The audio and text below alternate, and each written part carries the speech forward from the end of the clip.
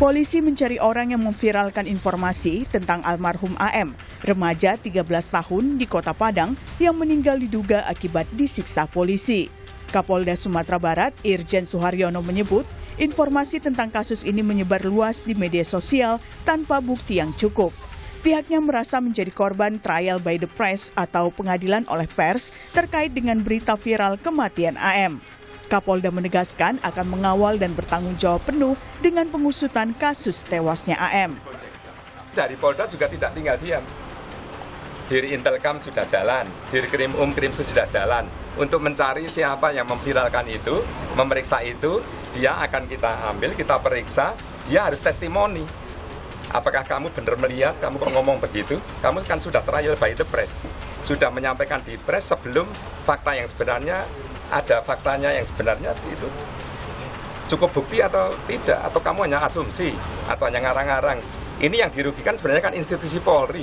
Andai kata nanti ditemukan novum atau bukti baru yang kemudian ada oknum anggota yang bertindak sesuatu yang tidak sesuai SOP, ya pasti kita juga akan menegakkan hukum anggota kami yang menyimpang dari SOP itu. Sementara itu, keluarga remaja AM melalui kuasa hukumnya mendatangi Komnas HAM di Jakarta. Mereka berharap Komnas HAM membantu mengusut kasus tewasnya AM. Kan ada indikasi kekerasan yang dilakukan oleh oknum polisi kepada korban yang sudah meninggal maupun korban lain yang menjadi kemungkinan terlapor ya, ataupun menjadi korban yang didampingi nanti oleh penasehat hukum, di mana mereka mendapatkan kekerasan dari oknum tersebut. Nah, sehingga kami melihat upaya pencegahan dengan indikasi adanya tawuran yang belum terbukti tersebut itu sudah jauh dari kewenangan kepolisian tersebut bila dilakukan dengan kekerasan. Sebelumnya pihak keluarga AM, remaja yang tewas diduga dianiaya polisi menyatakan banyak kejanggalan keterangan mengenai kematian anaknya yang disampaikan pihak kepolisian. Keluarga yakin korban meninggal dunia bukan karena melompat dari jembatan, karena ada beberapa luka lebam yang ditemukan pada tubuh korban dan keterangan beberapa orang saksi di lokasi saat korban diamankan pihak kepolisian. Saya nggak terima anak saya dibilang jatuh atau melompat, karena nggak masuk akal, ciri-ciri di badannya nggak seperti orang jatuh dari ketinggian. Kalau jatuh dari ketinggian itu minimal kaki patah atau kepala pecah kan. Ini anak saya kepalanya nggak pecah, kaki nggak patah, tangan nggak patah, yang ada cuma lebam di sini. Nah, itu pun kalau dia jatuh posisi dari keterangan Adit kan dia dari jalur lampu merah ke arah Balai Baru sebelah kiri jembatan tuh. Berarti kalau dia melompat sebelah kiri, ditemukannya sebelah kiri kan? Ini ditemukannya di bawah jembatan di kolong. Di tengah-tengah jembatan. Nah, mungkin anak saya jatuhnya melayang gitu ke dalam, kan mungkin. Remaja AM tewas diduga karena dianiaya polisi pada 9 Juni 2024. Saat itu AM disebut dianiaya setelah ditangkap karena terlibat tawuran. Tim Liputan, Kompas TV.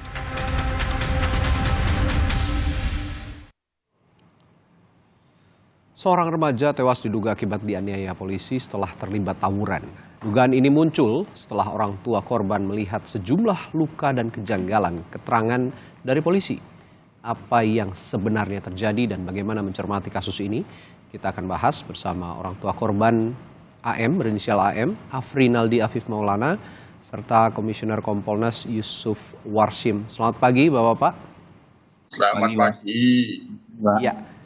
Saya juga nanti akan hadirkan, kita berusaha juga akan hadirkan Direktur LBH Padang, Indira Suryani, dan kami disclaimer dulu bahwa pagi hari ini juga berupaya untuk mengundang pihak kepolisian dari Kapolda Sumatera Barat, Irjen Pol Suharyono, namun hingga saat ini belum mendapatkan respons. Saya ke Pak Afri dulu. Pak Afri, sebelum saya ajak berbincang, saya ucapkan turut berduka cita dan turut prihatin atas apa yang menimpa keluarga Anda ya Pak Afri ya.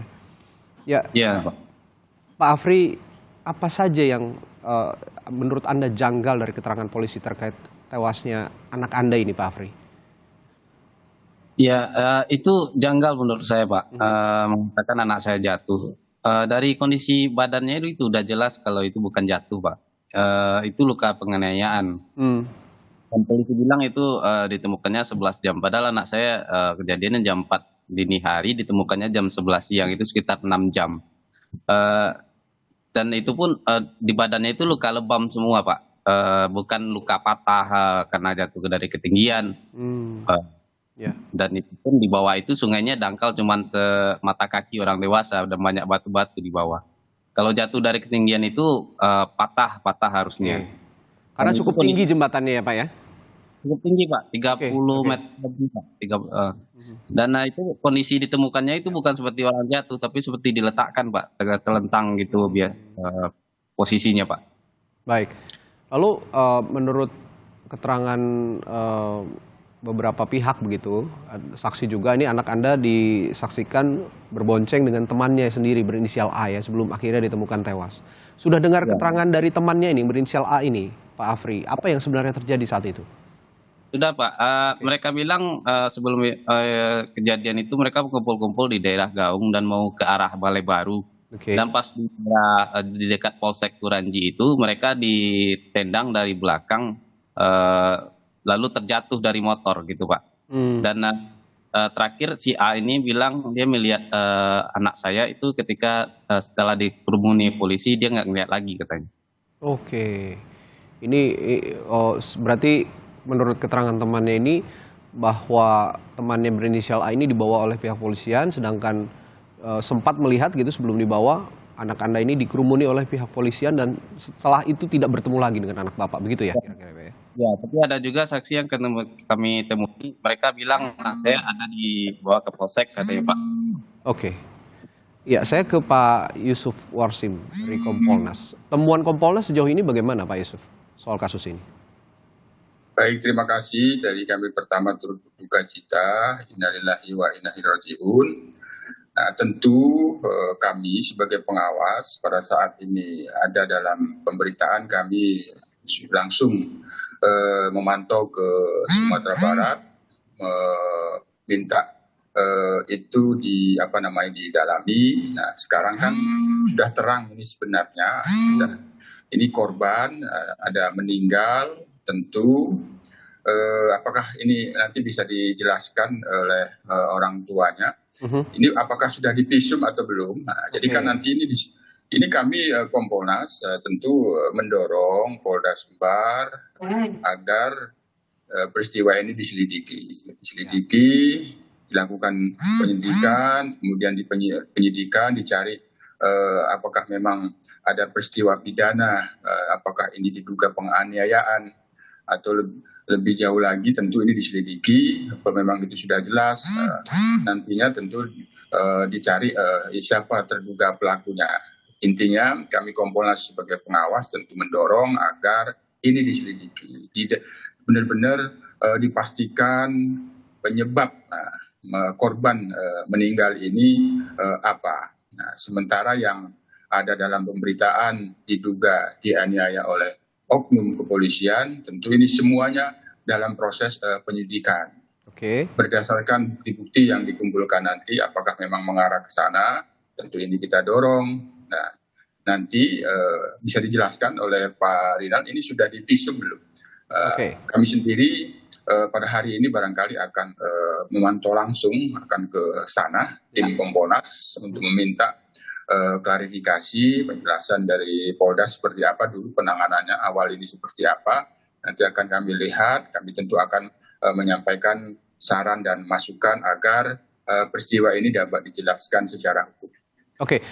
Begini Pak Yusuf, Anda tadi meminta kami menanyakan ke Pak Afri begitu ya sebagai orang tua korban apakah sudah divisum dan lain sebagainya. Artinya hingga saat ini Anda belum berkomunikasi dengan orang tua korban maupun juga dengan Polda Sumatera Barat yang terkait dengan kasus ini, Pak Yusuf?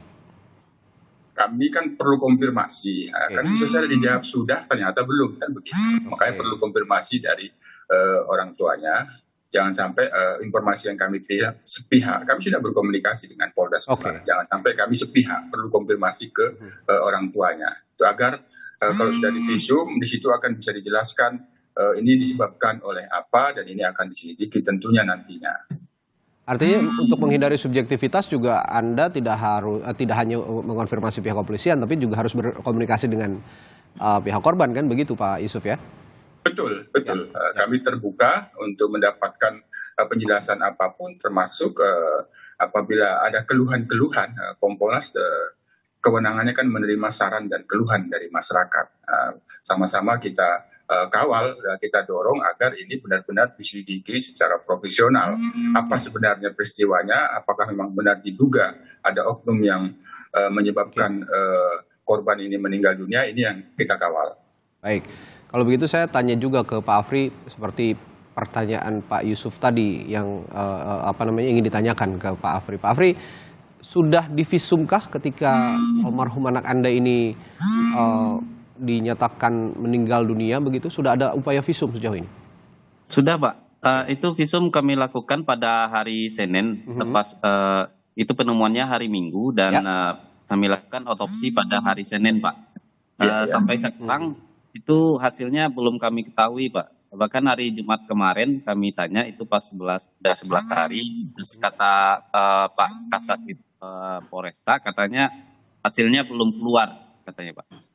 Oke, dan yang saya terima juga informasinya ketika anak Anda ini dibawa ke rumah sakit begitu setelah dinyatakan meninggal dunia dan kemudian ke pihak keluarga katanya tidak ada pernyataan bahwa anak Anda ini meninggal secara tidak wajar begitu ya?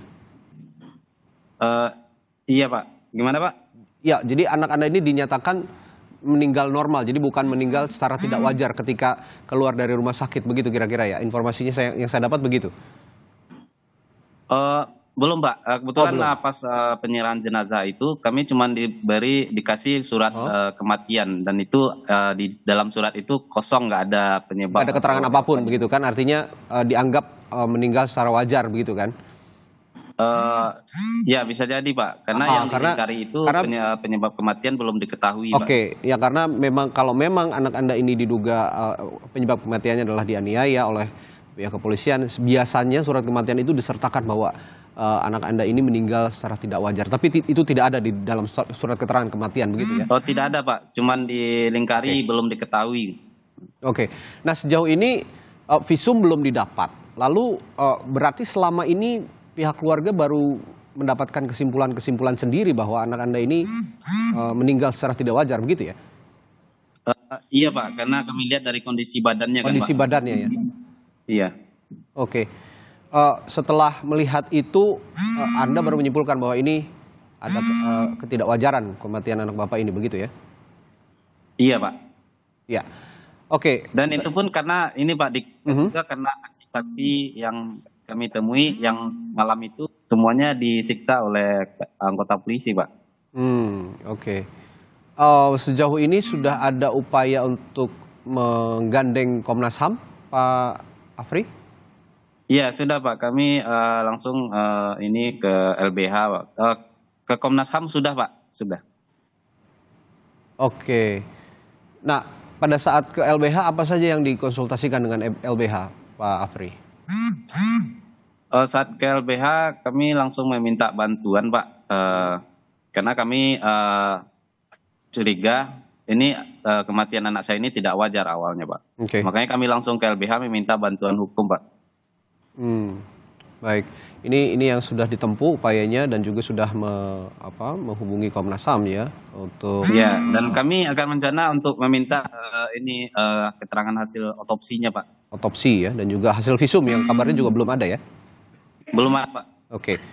Biasanya bisa cepat dikeluarkan sebenarnya hasil visum. Ini sudah berapa hari berjalan, Pak, visum ini? Ini sudah 16, 17. Sudah 2 minggu lebih, 17 hari. 2 minggu ya, yang Bapak belum terima ya hasil visum dan juga otopsi. 17 hari sekarang, Pak. Oke, normalnya Pak Yusuf, kalau hasil visum, hasil otopsi yang biasa dilakukan pihak kepolisian, apakah selama ini dalam kasus yang sudah di mana korbannya ini sudah meninggal dunia atau memang wajar untuk menelusuri akibat kematian seorang korban seperti ini, Pak Yusuf? Ya, inilah bagian dari hal-hal yang perlu kami mendapatkan klarifikasi.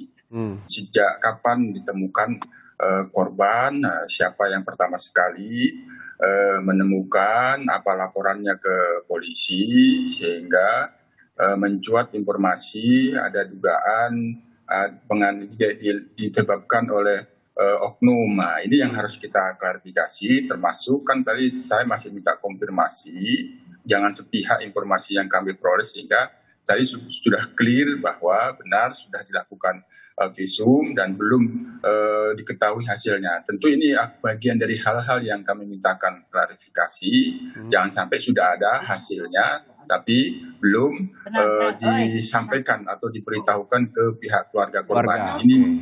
Ini yang harus kita klarifikasi. Ya, Kompolnas juga bisa ikut mendorong tentunya kan Pak Yusuf untuk segera memberikan informasi soal hasil visum dan otopsi ini. Betul. Ini kan ada yang pasti ini keluarga korban menduga bahwa penyebab kematian korban anaknya, keluarganya ini dalam kematian yang tidak wajar. Maka tentu ini perlu diselidiki. Nah, sudah ada hasil visumnya, itu tentu perlu disampaikan kepada korban agar lebih jelas itu apa sebabnya. Tapi tentu ini apabila dilakukan penyelidikan, tentu visum itu bagian dari proses penyelidikan. Nah, yang pasti karena ini sudah mendapatkan penjelasan dari orang tua, ini sudah berjalan 2 minggu, maka kami hari ini tim Kompolnas akan ke Sumatera Barat untuk pertama meminta klarifikasi dan mendorong agar apabila sudah dilakukan penyelidikannya, maka pihak keluarga korban tentu bisa proaktif diberikan informasi-informasi sebagai bagian dari wujud transparansi di dalam penyelidikan penanganan meninggalnya korban.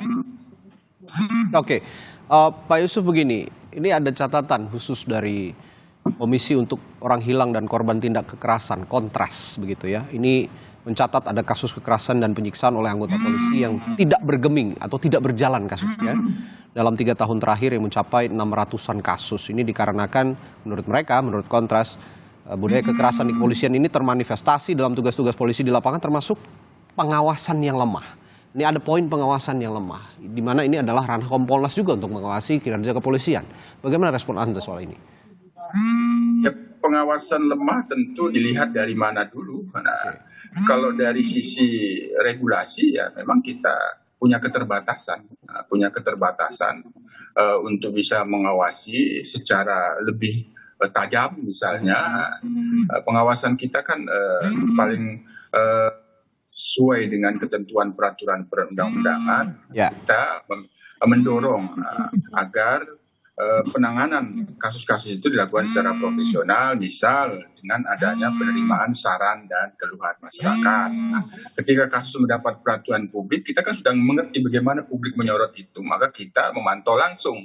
Yang perlu dipastikan di dalam pemantauan kami, apakah penanganannya ini sesuai dengan SOP dan prosedur atau tidak. Kalau ada dugaan kekerasan di dalam penanganannya itu sudah sesuai dengan prosedur, itu bagian dari hal-hal yang kita awasi. Hanya Kompolnas tidak bisa berlaku sebagai penyidik karena tidak punya kewenangan untuk menyidik. Nah, yang punya kewenangan tetap penyidik. Kami meminta klarifikasi penanganannya kepada penyidik. Nah, makanya informasi yang kami dapatkan sudah divisum, maka perlu saya mintakan konfirmasi dari orang tua. Jangan-jangan belum, ternyata sudah. Nah, sekarang saya mendapatkan informasi orang tua belum mendapatkan hasil visumnya. Itu bisa di-follow up benar, gitu ya?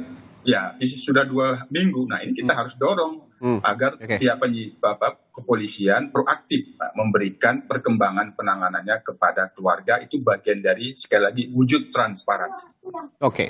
Bicara soal pengawasan juga nih Pak Yusuf, saya juga dengar dari Kompolnas ada wacana begitu ya, salah satu bentuk pengawasan yang paling mungkin dilakukan adalah pemasangan kamera pada seluruh anggota polisi yang bertugas di lapangan atau body camera ya. Nah, hal ini sudah diwacanakan lama sebenarnya oleh Kompolnas, saya sempat dengar itu. Bagaimana teknisnya nanti dan bagaimana ini bisa terwujud dan kapan bisa terwujud, saya akan tanyakan ke Pak Yusuf. Tahan dulu jawabannya, kita akan jeda dulu Pak Yusuf, akan dijawab sesaat lagi oleh Kompolnas di Sapa Indonesia Pagi. Ya, bicara tindak pengawasan kepada pihak kepolisian agar tidak sewenang-wenang dalam menangani suatu perkara begitu ya, menghindari tindak kekerasan. Ini ada wacana juga dari Kompolnas, bentuk pengawasannya adalah memberikan pemasangan kamera, body camera pada seluruh petugas yang bertugas begitu ada di lapangan, dan hal ini juga sudah lama sebenarnya diwacanakan oleh Kompolnas. Masih on the track wacana itu atau rencana itu, Pak Yusuf, dan bagaimana teknisnya nanti dan kapan bisa terwujud kira-kira? Ya, jadi begini, saya ingin memberikan penjelasan dulu terkait dengan meninggalnya almarhum Ananda Apip ini. Tentu ada pemberitaan itu diduga disebabkan oleh oknum. Tentu ini harus direspon oleh Polda, diselidiki apapun hasilnya, apakah benar atau tidak, tentu ini yang kita dorong. Nah, sehingga kami belum bisa berkesimpulan sebagaimana yang diduga itu. Nah, yang pasti ini ada korban, perlu diselidiki apa yang menyebabkan itu meninggal. Kalau memang ini ada pidana, maka dicari siapa pelakunya. Apakah benar yang sementara yang diduga itu oleh oknum. Nah, ini yang harus kita dorong agar ini bisa diselidiki. Nah, terkait dengan pengawasan kami memang sudah pernah mengusulkan untuk body cam. Body cam itu sebagian sudah bertahap, sudah dilaksanakan. Nah, khususnya yang ada di lapangan, misalnya terkait dengan penanganan unjuk rasa. Nah, itu sudah ada beberapa Polda yang sudah menerapkan body cam. Nah, kami sendiri terus tentu mendorong, ini adalah bagian dari bentuk pengawasan melekat pada diri personil yang ditugaskan. Itu sudah berapa persen Pak dari Polda seluruh Indonesia ini, sudah berapa persen yang sudah dilaksanakan? Intinya ini prosesnya kan bertahap ya, bertahap terkait dengan kemampuan di masing-masing Polda. Ada yang satu Polres. Nah, ini intinya kami sudah memberikan usulan kebijakan soal ini dalam tahapan sudah mulai berjalan. Ya, kita akan terus memantau karena ini adalah usulan kebijakan kami yang kita harap secara bertahap bisa dilaksanakan, terutama di kaitannya anggota yang berada di lapangan, misalnya personil lalu lintas, pengawasan unjuk rasa, pengamanan di lapangan, termasuk misalnya patroli, termasuk ke penyidik secara terbatas yang itu melakukan pemeriksaan seseorang, melakukan interogasi seseorang, ya perlu ada body cam. Tapi sebenarnya kalau di ruang penyidikan kan tidak perlu ada body cam. Di ruang penyidikan itu harus ada kamera CCTV.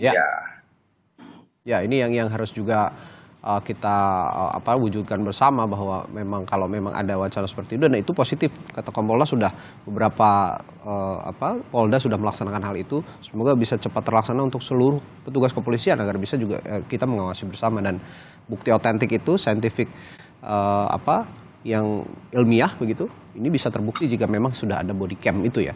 Nah, saya ke Pak Afif lagi, Pak Afri lagi, mohon maaf. Pak Afri, ya, Pak. Ini kan mohon maaf, almarhum anak Bapak ini pada saat diduga katanya mendapatkan penganiayaan oleh pihak kepolisian. Mengapa seperti ada dugaan seperti ini? Ini karena juga ada video viral yang tersebar di media sosial begitu. Bahwa ada yang merekam tindakan kekerasan oleh pihak diduga oleh pihak oknum kepolisian terhadap anak Bapak. Bapak sendiri sudah melihat video itu dan sudah mengetahui siapa yang merekam video itu, Pak? Sudah, Pak. Saya sudah melihat video itu dan saya sudah bertemu dengan saksi A itu, dan juga sudah bertemu dengan saksi-saksi yang lain, Pak, yang ketangkap malam itu. Mereka semua mengalami penyiksaan, Pak. Dan penemuan anak saya ini pun di lokasi mereka ditendang jatuh, juga di dekat mereka dikumpulkan, yaitu di Polsek Kuranji. Itu dekat dari lokasi penemuan anak saya, Pak. Oke, artinya justru Bapak melihat rekaman ini juga makin mengafirmasi gitu ya, dugaan bahwa anak Bapak ini mendapatkan tindak kekerasan begitu sebelum meninggal dunia, begitu ya Pak ya? Iya, Pak. Oke, ini video ini sudah tahu siapa yang merekam dan asalnya dari mana begitu Pak Afri? Sudah, Pak. Dari mana itu asal videonya? Itu asal videonya dari kami, Pak. Kebetulan ya. Dari pihak orang tua korban gitu maksudnya? Iya, Pak. Dan Anda sudah mengetahui ini sekarang video ini viral dan di media sosial juga ada tagar di media X begitu ya, media sosial X, Justice for Afif. Anda juga sudah mengetahui soal ini ya? Sudah, Pak. Oke. Nah, ini saya tanyakan juga ke Pak Yusuf. Saya bertanya ketika pihak kepolisian justru malah mencari orang yang memviralkan video viral ya, video yang dianggap polisi melakukan kekerasan, alih-alih mencari penyebab dugaan tewasnya almarhum anaknya Pak Afri ini. Bagaimana respon Anda soal ini? Ya memang sepatutnya apapun yang terkait dengan meninggalnya korban ini, informasi-informasi yang diketahui oleh seseorang, apakah itu pertama sekali atau terkait dengan informasi yang ada di dalam viral, misalnya itu tentu seperlunya untuk kepentingan penyelidikan agar mengungkapkan peristiwa apa yang sebenarnya, apa yang menyebabkan meninggalnya almarhum ini. Nah, jadi keperluannya sepatutnya untuk kaitannya dengan penyelidikan meninggalnya almarhum Afif ini. Nah, itu tentu kita akan mendorong agar tidak menimbulkan bias dalam persepsi publik yang kita harapkan sekali lagi karena ini sudah 2 minggu, maka proses penyelidikan ini terus dilakukan, terlepas ada yang memviralkan atau tidak. Kalau itu menjadi bagian hal-hal yang perlu digali, mendapatkan informasi kesaksian, apalagi tadi sudah mendapatkan informasi dari orang tua korban, tentu ini sangat penting menjadi masukan kami kepada kepolisian bahwa saksi-saksi ini apakah sudah dilakukan pendalaman, dimintai keterangan, tidak fokus kepada, sekali lagi tidak fokus kepada sesuatu yang viral. Kalau memang itu ada informasi yang perlu digali, ya tidak apa-apa, menjadi bagian dari proses permintaan keterangan untuk penyelidikan, bukan terkait dengan sesuatu di luar penyelidikan kasus ini. Ini satu hal positif karena yang justru ditekankan pihak kepolisian ini sepertinya kalau saya membacanya ini siapa yang memviralkan dan akan ditindak secara hukum karena sudah menyebarkan berita bohong. Alih-alih begitu sepertinya harusnya barang bukti video viral itulah dijadikan bahan untuk melakukan penyidikan dan penyelidikan lanjutan begitu ya Pak Yusuf ya? Ya, itu bisa menjadi masukan informasi yang perlu didalami apakah di situ ada petunjuk, karena petunjuk sendiri kan merupakan alat bukti. Itu yang perlu didalami. Jadi seperlunya tidak terkait dengan persoalan viralisasi itu, tapi apakah ada informasi yang bisa dijadikan petunjuk, itu yang kita dorong. Ya, saya coba juga untuk menghubungi Direktur Lembaga Bantuan Hukum Padang, Indira Suryani. Selamat pagi, Bu Indira. Pagi, Mas. Baik. Ya, Bu Indira, ini kita sudah memperbincangkan sejak awal tadi apa saja temuan dari pihak keluarga korban, lalu juga Kompolnas. Nah, kalau dari LBH, temuannya apa saja soal ini, soal kejanggalan kasus yang menimpa anaknya Pak Afri ini?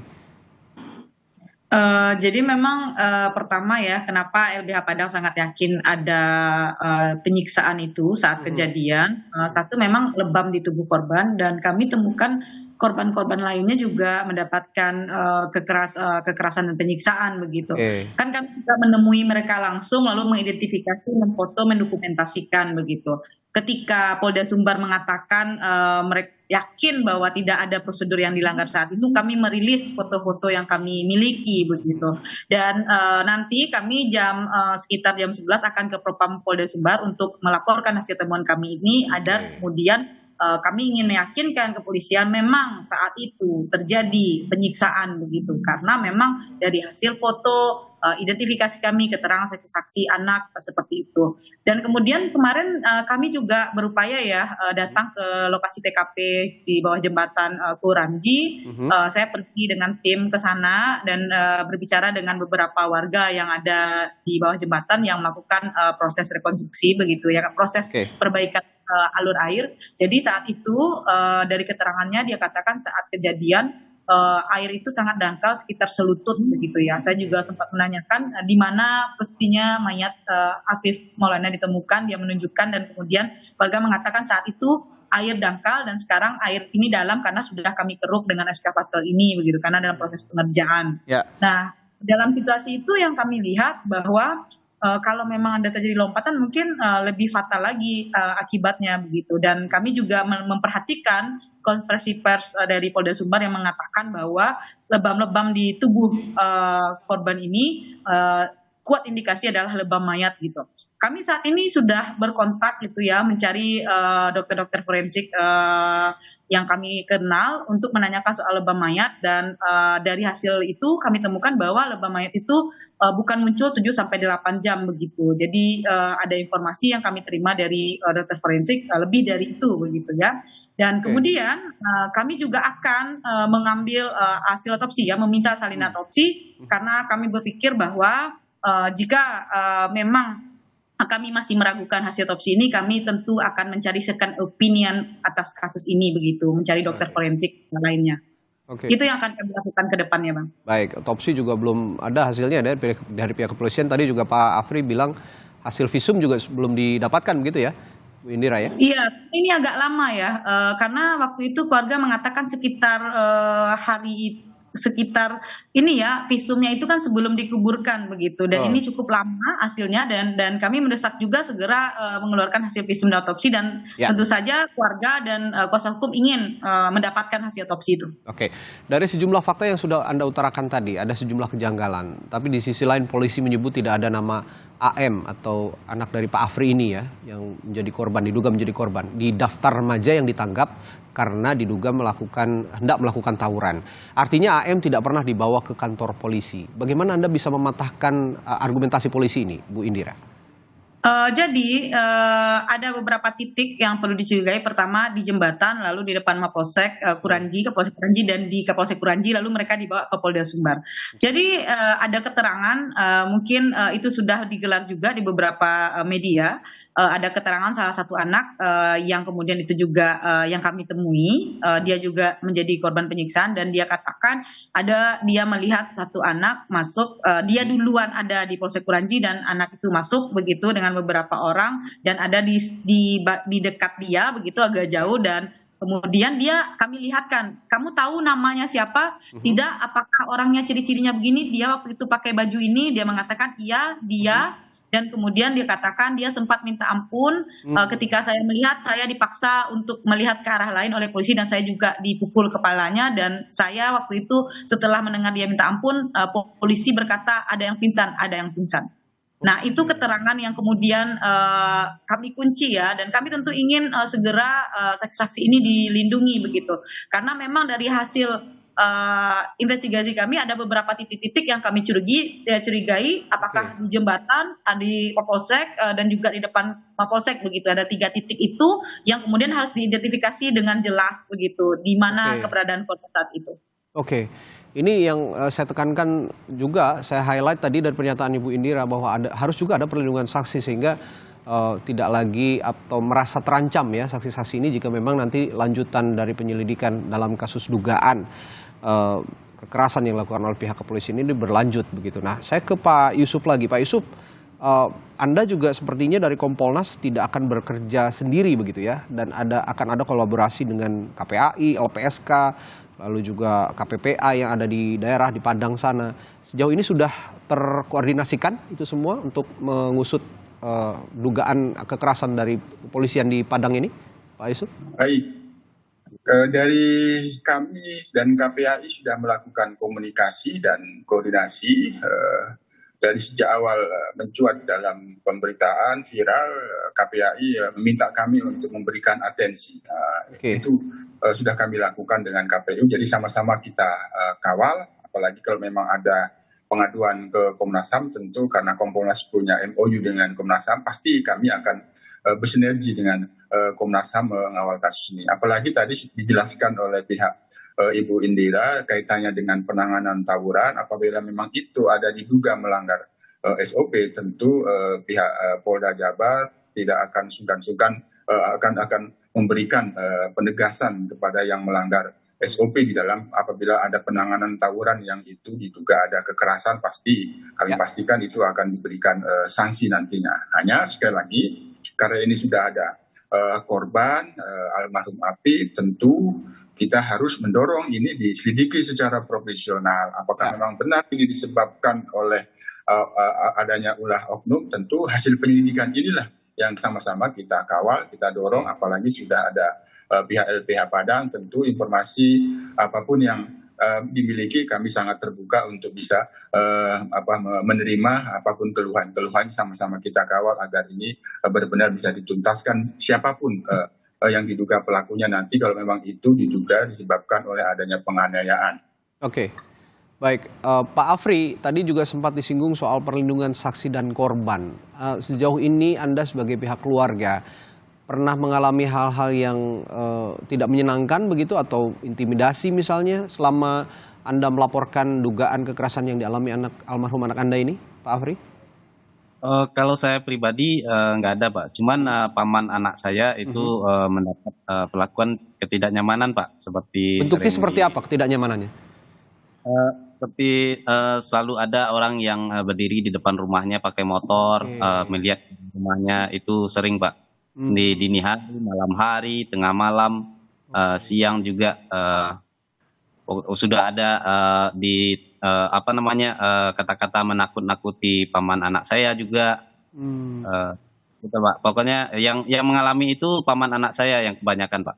Oke.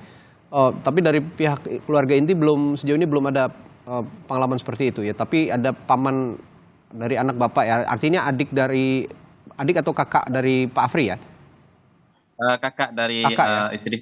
Oh, kakak dari istri Pak Afri yang saat ini mengalami dugaan intimidasi begitu dari pihak-pihak tertentu. Tapi ini juga semoga didengar juga oleh pihak kepolisian bahwa ada intimidasi, ada yang mengawasi begitu ya kira-kira ya dalam beberapa hari kebelakang ini setelah ada laporan begitu dugaan kekerasan yang dialami anak Bapak. Artinya sampai saat ini pihak keluarga merasa memerlukan ya adanya perlindungan dari Lembaga Perlindungan Saksi dan Korban, Pak Afri. Iya, Pak. Iya. Ya, merasa perlu ya untuk ada perlindungan dari LPSK. Sudah berkomunikasi dengan LPSK, Pak Afri?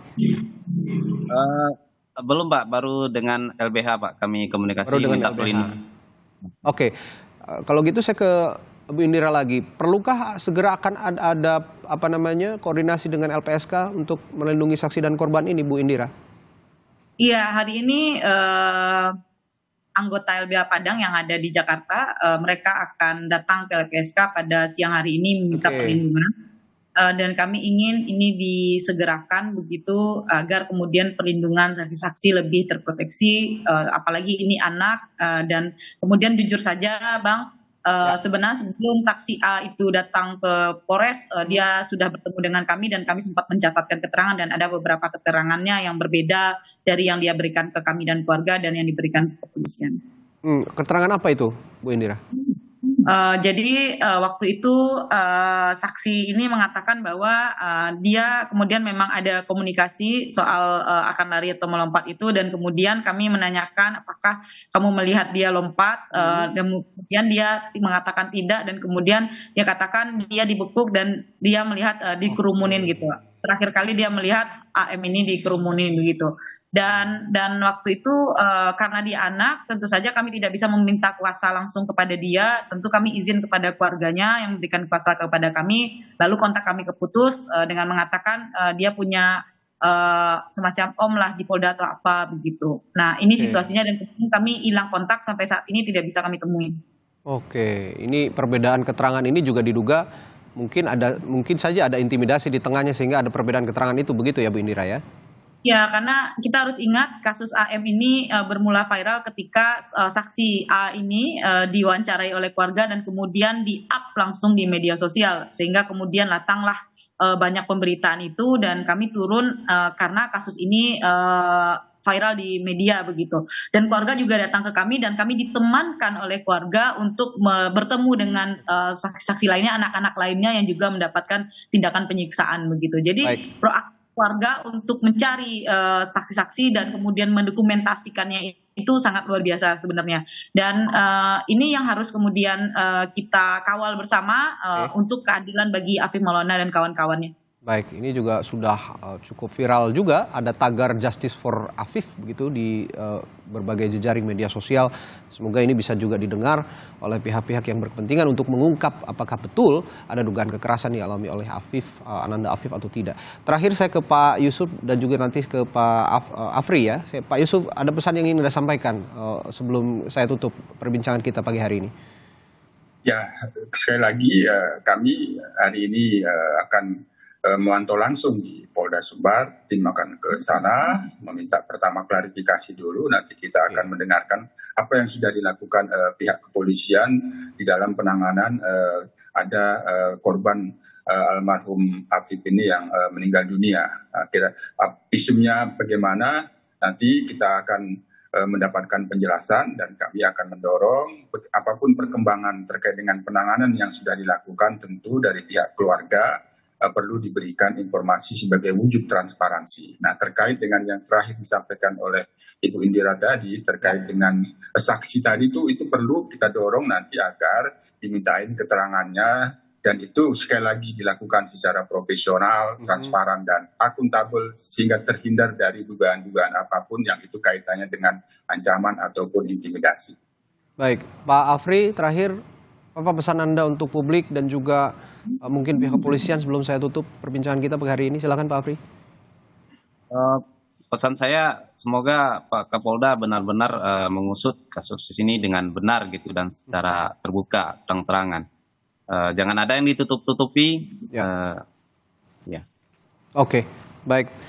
Indonesia, saudara, telah meratifikasi Konvensi Anti Penyiksaan ke dalam Undang-Undang Anti Penyiksaan, sehingga praktek penyiksaan harus dihapuskan atau zero tolerance against torture. Jadi tidak dibenarkan dalam hal apapun, meskipun itu aparat kepolisian ataupun penegak hukum, untuk melakukan kekerasan terhadap pelaku ataupun korban dalam melakukan penyidikan dan penyelidikan. Terima kasih yang sudah bergabung pagi hari ini. Narasumber saya ada anggota Kompolnas atau Komisioner Kompolnas Yusuf Warsim.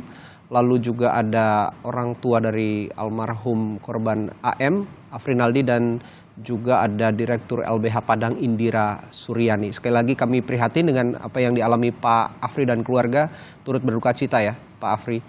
Semoga sehat selalu semuanya. Baik, terima kasih sekali lagi para narasumber saya dan saudara. Setelah jeda